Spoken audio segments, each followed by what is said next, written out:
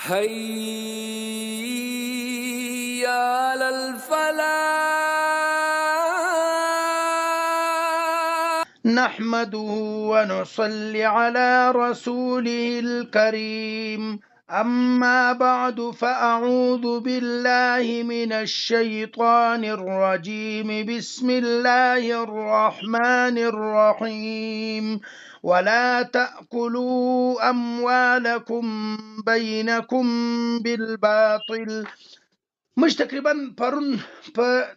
د دوه درو وروسته موږ په مختلفو موضوعاتو باندې خبرې کړې دي. موږ پرون تقریبا ولې چې موږ د میراث پر موضوع باندې بیا خبره کوو. اوس موږ د میراث پر موضوع خبره کوو. په هغه کې موږ مختصره پر دې باندې خبره وکړو ځکه وخت چې دغه موږ سره کم دی. زموږ په معاشره کې ظلم زیات شروع دی، ډیر ظلم شروع دی. ظلم په څه وجه شروع دی؟ وجه دا ده ګوره کچېرې په زموږ په معاشره کې یو ځای مور پلار په دنیا کې نه یا موجود وي، کچېرې هلته وراثت چې دی هغه تقسیمیږي، کچېرې مور پلار نه وي، دا ورونه لکه څنګه چې ورونه د ورونو څه پوښتنه نه کول نه غواړي، د اکثره پښتني معاشره یا دا رقم شاوخوا یو نیم نور ځایونه چې کوم د ورونو څه پوښتنه نه کوي چې ته میراث ته ستا غواړې که نه غواړې، وا بل ورور څه پوښتنه نه کوي. لکه څنګه چې د وروره څه پوښتنه نه کوي دغه رقم د خوندو څه هم د پښتون ضرورت نسته. دا ظلم دی. ولې د خوندو څه پوښتنه کوي چې ته ستا غواړې خوره ته ستا غواړې؟ ولې پوښتنه جین کوي؟ ته د ورونو څه ولې نه کوي چې د خوره څه کوي؟ نو خو هلته ورونو ته اسره نه لري چې هغه دغه خپل حق چې دی هغه راپرېږدي او خونده چې ته چې کم دی دا خبرې کوي. بله خبره دا ده کمی زنانې چې زما اواز دا ټیم اوري هغو ته زه په ټینګه دا خبره کومه چې معاشره ستی د وجې هم خرابه ده. وجه چې شته وجه واوري. تاله چې ورور راسي تا ته وایي چې ته حق غواړې، ته ولې شرم کوې؟ ته ولې شرم کوې چې ته ورته وایې چې زه حق نه غواړم یا دی نه به ورته وایې، دا خبره به نه کوې. داسې ورته وایې چې زه خپل حق غواړم، زما خپل حق دی، ما ته د خپل پلار په میراث کې چې زما خپل حق جوړیږي، نه د بل چا روپۍ غواړم نه خپل روپۍ و چاته ور پرېږدم، خپل حق چې دی هغه طلب جینې وکړه. دا مه ورته وایه چې لالا تعالی راسي و تا ته وایي چې زه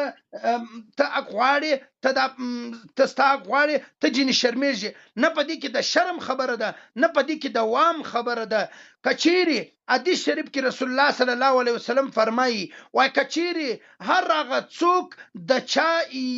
یو چاریاک مځکه یا جایداد قبضه کړي، الله تعالی به په ورځ د آخرت مځکې به د غاړې تو کړي، دی به بیا ورکوي مځکې. چیرې یو چاریاک قبضه کړي مځکې به الله تعالی د غاړې توک جوړوي. خپل دې ته لږ سوچ وکړي او بل ورونه دې لږ سوچ وکړي. که چیرې ته د خور حق راګرځې په دا باندې ستا ښه کېږي، ته په دې خوشحاله کېږي چې د خپلې خور حق که هر هغه څه جوړېږي ته هغه راګرځې، ستا بچیان به عیش و عشرت و مزې کې کوي، مګر په ورځ د آخرت به ته حسابونه ورکوي، ډنډې به وتا ته ګوري او مزې به ستا بچیان کې کوي. ولې خپل ډیر اجان خلک، ډیر مشران خلک، ډیر عالمان خلک، ډیر قدرمن خلک، عزتمن خلک، د مرتبه والا خلک، د مخ د سب والا خلک، مګر چې ورته وګورې ته چې وایې چې پر لاس مې مچه کړی وای، مګر دی به و خور تاک نور کوي، دی به و لور تاک نور کوي، دی به و زوی تاک نور کوي، دی به و لمسي تاک نور کوي. ولې نور کوي؟ ولې دغه لمنځونه دغه عبادتونه چې کوم دي دا ګوره موږ که چیرې ډېر داسې انسانان شته په معاشره کې ښه عبادتونه کوي، ښه لمنځونه کوي، ښه دین کوي، مګر کله په ورځ د آخرت چې کوم دی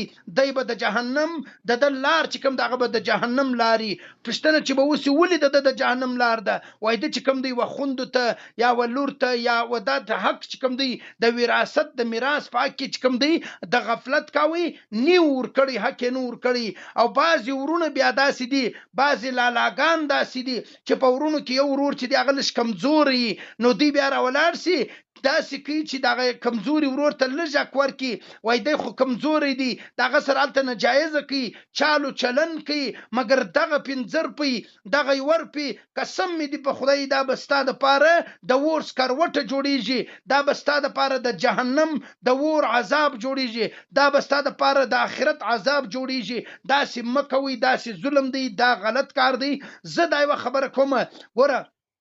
چې څنګه لکه د ورونو څخه چې موږ پښتنه نه کوو دغه رقم د خوند سم د پښتنې ضرورت نشته او بل خوند له دا پکار دی ضرورت دې نشته څه د پاره دا ورته وایي چې زه شرمېږم یادی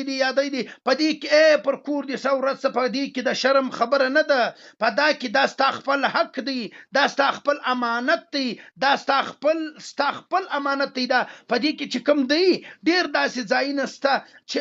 خوند څه چې پښتنه وکړي خور توی خور شرمېږي دا ته شرم ولیکه لکه لالا چې په خپل حق غوښتلو باندې نه شرمېږي نورونه په خپل حق غوښتلو باندې نه شرمېږي تم مه شرمېږه دا ستا خپل حق دی د دې ته طلب کولی سي د دې ته دعوه کولی سي دا خپل حق چې کوم دی هغه به ته ترلاسه کوې او د خپلو بچیانو دپاره به یو رزق و روزګار په جوړې بعضې وخت چې کوم دی د خور حق د ورونو سره پروت دي او دلته د هغه خور غټ ځوانان بچیان بې روزګاره ګرځي در په دره ګرځي مګر هغې خور له دا پکار دی چې د ورونو څه طلب وکړي چې ما ته خپل حق راکړي که چیرې ستی خوښ ما ته خپل حق راکړي زه به دا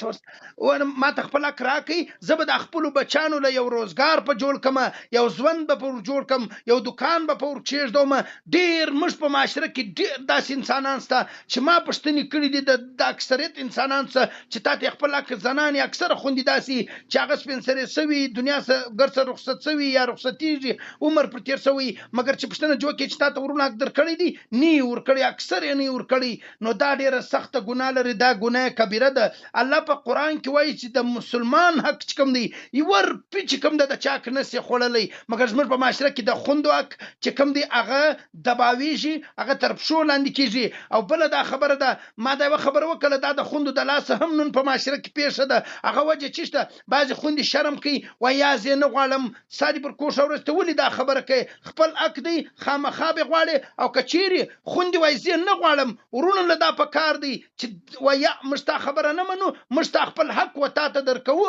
خامخا یې درکوو که چیرې هغه وایي زه نه غواړم ورله سنبال یې که په کاروبار یې ورله ولګوه چې بچیان یې غټ سي ور یې که بیا یې ورکړه چې هر رقم دا وایي زه نه غواړم ته خامخا به یې غواړې ستا خپل حق دی لکه ورونه چې ګردې ځله غواړي ټالۍ و جنګونو حملې پر وي تی ولې نه غواړې دا خو ستا خپل حق دی خامخا به یې ورکوې که چیرې پوښتنه ضرورت نشته خپل حق ورکړه که چیرې پوښتنې وکړه چې مثال زه خپل حق غواړم بلکې زیات ورکړه شعور سره وکړه زیات ورکړه شعور سره وکړه واخر دعوانا الحمد لله رب العالمین الله تعالی دې موږ ټولو ته د دین سمج را نصیب کړي الله تعالی دې موږ ټولو ته د دین پوهنه را نصیب کړي